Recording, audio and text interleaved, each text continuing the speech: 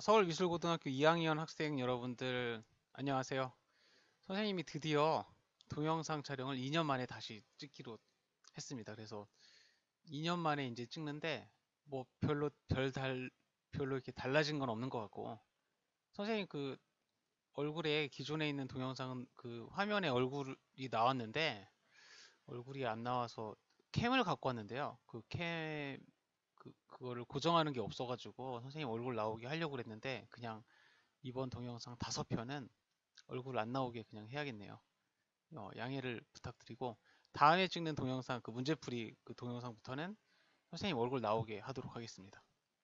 이번 그 동영상 찍는 거는 여러분들 2학년 2학기 기말고사 시험 범위에 해당되는 범위를 한 10분짜리 동영상 5편으로 찍고, 또 이제 문제풀이 하는 거, 도표 통계 분석 문제라든지 여러 가지 문제를 10분짜리 5편으로 이렇게 찍어서 총 100분 동안 기말고사 시험 범위를 정리할 수 있는 그런 동영상을 만들려고 했고, 여러분들하고 약속을 해서 지금 만드는 겁니다.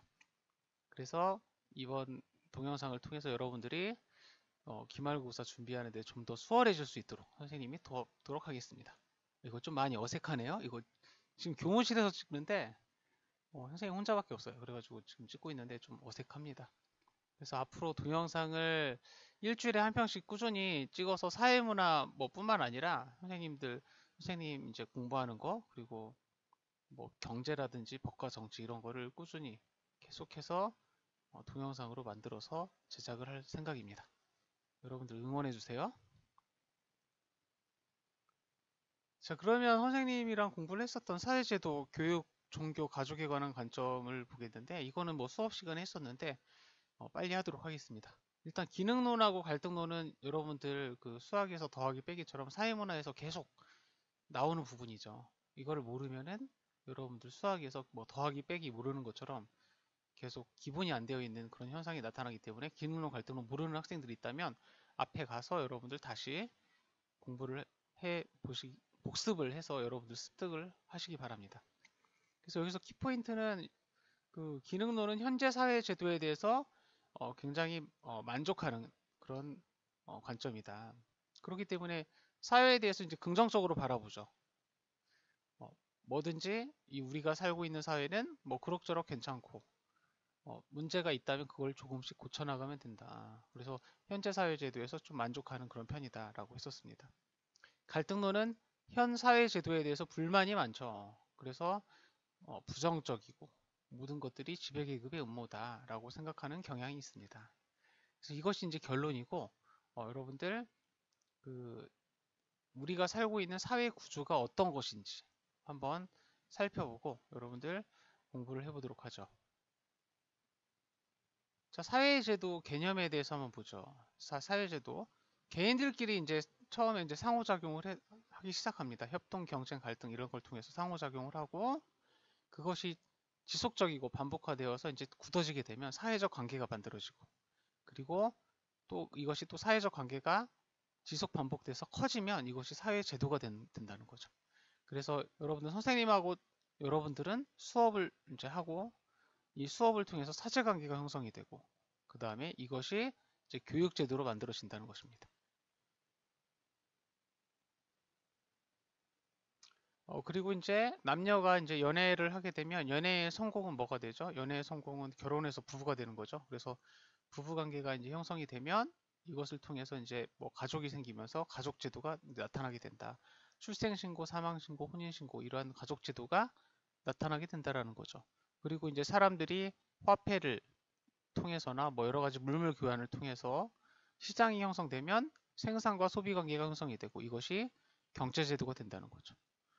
이렇게 이제 우리가 이제 사는 이 제도라고 하는 거는 개인부터 시작을 해서 이것이 이제 관계가 형성이 돼서 굳어지면서 이제 제도가 만들어지는 건데, 여러분들 이 제도라는 것 때문에 우리들의 삶이 달라지는 거죠.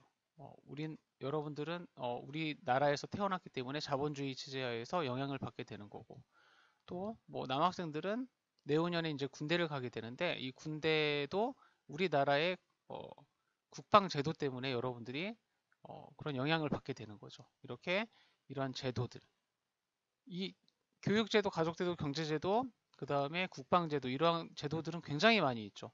이러한 제도들, 우리가 살아가는 이러한 틀, 이런 걸 통틀어서 우리는 뭐라고 하냐면 사회 구조라고 한다라는 것입니다. 그래서 이 사회 제도 때문에 우리가 이제 영향을 받고 그렇게 살아가게 되는 것인데, 이 사회 제도가 이제 우리의 삶을 이끌어주는 절차, 이정표 역할을 한다라는 거야. 그래서 우리가 이제 사회 제도 안에서 어떠한 일을 할 때 그것이 성과를 뭐 생기면 그 사회 제도 안에서 이루어질 때야만 여러분들이 그 인정을 받을 수 있다라는 거죠. 이 사회 제도 밖을 벗어나서 이제 어떤 행해지는 그러한 것들이 있으면 이것은 인정받지 못하는 행위가 되고, 또 일탈로 규정이 된다고 했었죠. 일탈. 그래서 이제 여러분들이 알아야 될 것은 이 사회 구조 안에서 우리가 행동하는 것을 어떤 행동이라고 하냐면 구조화된 행동이라고 하고, 그 다음에 이 사회제도, 이 사회구조 밖에서 벗어난 행동을 하는 것을 우리는 비구조화된 행동이라고 어, 한다고 선생님이 수업 시간에 이야기를 했었습니다. 자, 다음에는 이제 교육제도를 볼 텐데, 교육제도를 바라보는 관점이 기능론적 관점과 갈등론적 관점이 있다라고 선생님이 수업 시간에 이야기를 했었습니다. 잠깐만요. 이것 좀 지우고, 지워야 돼. 네, 지웠습니다. 지웠고. 아, 선생님이 오랜만에 녹화를 하니까 좀 어색하네요, 진짜. 말도 잘 안 나오고, 사용 방법도 좀 선생님이 까먹었어. 자, 그래서 이제 교육제도를 바라보면, 교육제도를 이제 거시적 관점으로 보면, 기능론적 관점과 갈등론적 관점으로 보는 두 가지 관점이 있다라고 했었습니다. 그래서 기능론적 관점은 뭐 긍정적으로 바라보는 거기 때문에 교육의 순기능을 강조한다. 그래서 교육은 인재를 양성하고 이 사람들을 적재적소에 배치하는 그런 역할을 한다라고 했었죠. 그래서 뭐 서열화 시켜서 대학을 진학시키고 그 능력에 따라서 직업을 갖게 하고 그러한 역할을 교육이 한다라는 거죠.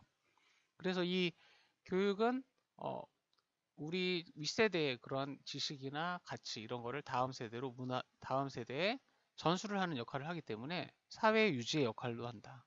그리고 기능론에서는 진짜 가난하더라도 개인이 노력을 하면 상층으로 올라갈 수 있는 그런 기회를 제공해 준다라는 것을 강조하고 있죠. 그래서 기능론을 한마디로 얘기하면 교육은 굉장히 우리 사회에서 중요하고 좋은 역할을 한다라고 보는 거, 여러분들 기억을 하세요. 그리고 이제 갈등론을 한번 보겠습니다. 갈등론은 이 교육제도라고 하는 거는 지배계층의 이익을 정당화시키기 위한 수단이다. 지배계급의 음모라는 거죠.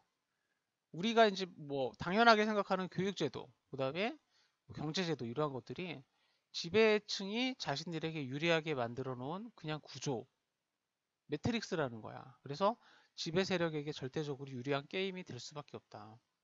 그래서 뭐 우스갯소리로 뭐 교육제도의 그런 거를 이제 지적을 하면 할아버지의 돈과 엄마의 정보력이 있는 아이들이 뭐 우등생이 될 수 있는 거고, 그리고 이제 그런 아이들이 고학력자가 되는 거고, 또 지배 세력이 되어서 또 이러한 모습을 계속 반복하게 된다는 거예요. 즉 부의 대물림, 세습이 계속 이루어진다라는 거죠. 이것은 어, 갈등론의 이제 갈등론자들이 교육을 바라보는 그런 주장이 되겠습니다.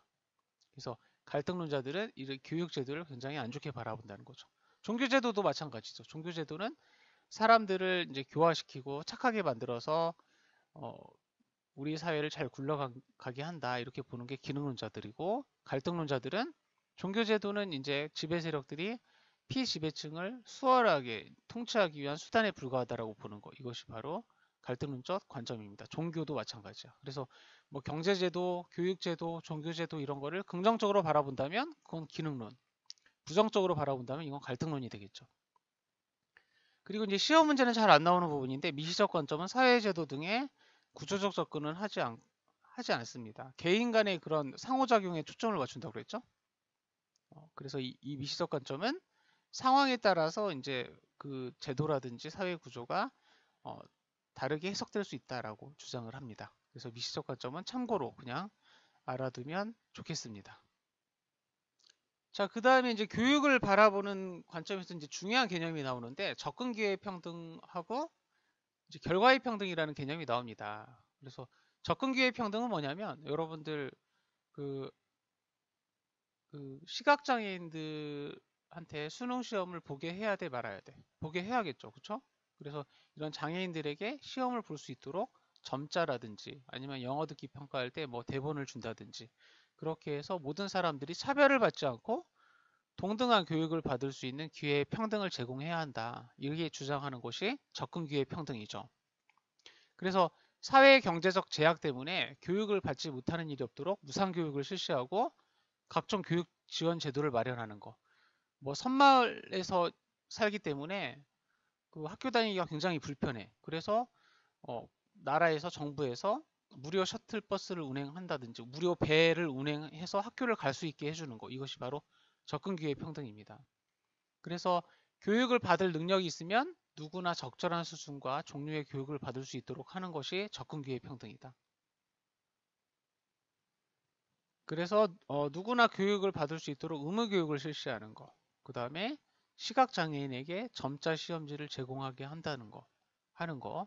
이런 것들이 전부 다 접근기회 평등이 되겠습니다. 이 접근기회 평등은 모든 사람에게 기회를 제공해야 된다는 것을 이야기하기 때문에 여러분들 기능론하고 갈등론에서 모두 기본 전제로 하고 있는 거예요. 그래서 이거 여러분들 접근기회 평등은 모든 사람이 교육을 받을 수 있도록 기회를 제공해 주는 거 이거 기억을 하시기 바라겠습니다. 그 다음에 이제 결과의 평등은 갈등론에서 강조하는 거죠. 그래서 뭐 사회적 약자에게 기회를 제공한다고 해도 그 약자의 한계가 있기 때문에 어, 그 결과를 맞춰줘야 된다는 겁니다. 그래서 학교에 다닐 수 있는 기회를 보장하는 것뿐만 아니라 누구나 제대로 배우는 것이 중요하다는 거죠. 이것을 맞춰주는 그래서 학습 결과의 평등이 곧 교육의 평등이다. 그러니까 시골에서 뭐 이렇게 생활하는 그런 학생들이 뭐 강남권의 학생과 기회를 갖게 해준다고 해서 이렇게 한계가 있다라는 거야. 그 시골에 사는 그런 학생들 또는 장애를 가진 학생들 그런 사람들이 한계가 있기 때문에 그 결과를 좀 맞춰줘야 된다라는 거죠. 그래서 교육적 자원이 그렇게 하기 위해서는 교육적 자원이 저소득층 벽지 지역, 문화적 혜택을 받기 어려운 곳에 중점적으로 투입이 돼야 된다라는 겁니다.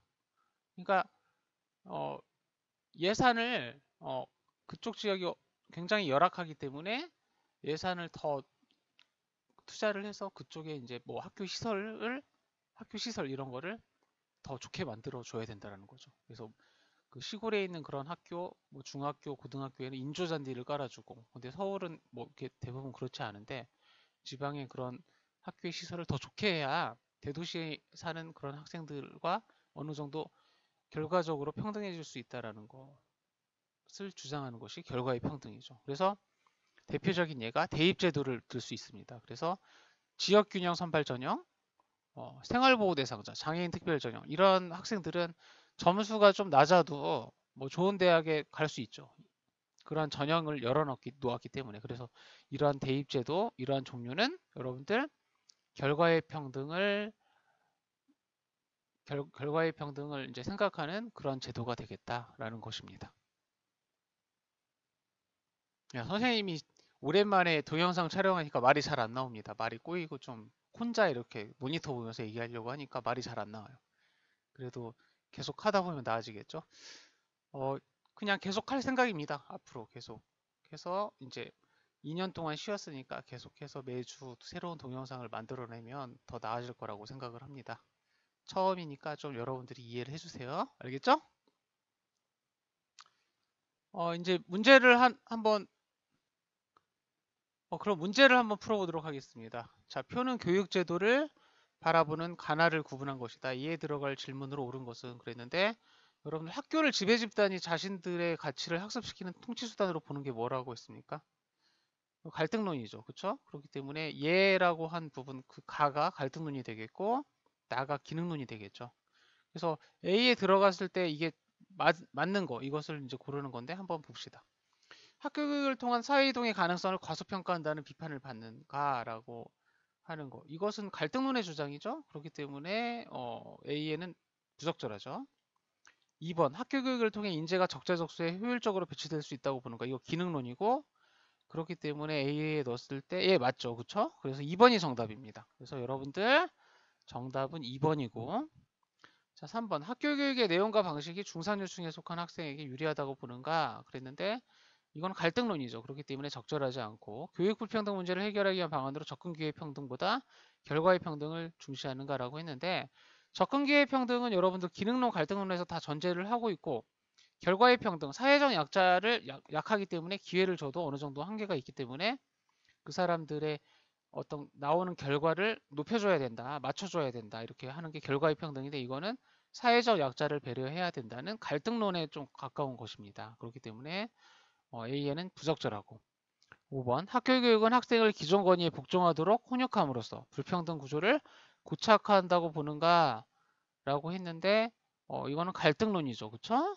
그렇기 때문에 5번 A에 넣었을 때 부적절한 어, 이야기가 되겠습니다. 그렇기 때문에 5번도 틀렸습니다. 그래서 정답은 여러분들 1번도 틀렸고 3번도 틀렸고 4번도 틀렸고 5번도 틀렸고 정답은 2번입니다. 자, 이렇게 해서 여러분들 그 사회제도에 대한 선생님 개념 설명을 마치겠고 이어서 다음 주제로 넘어가도록 하겠습니다. 예, 듣느라고 고생 많았습니다.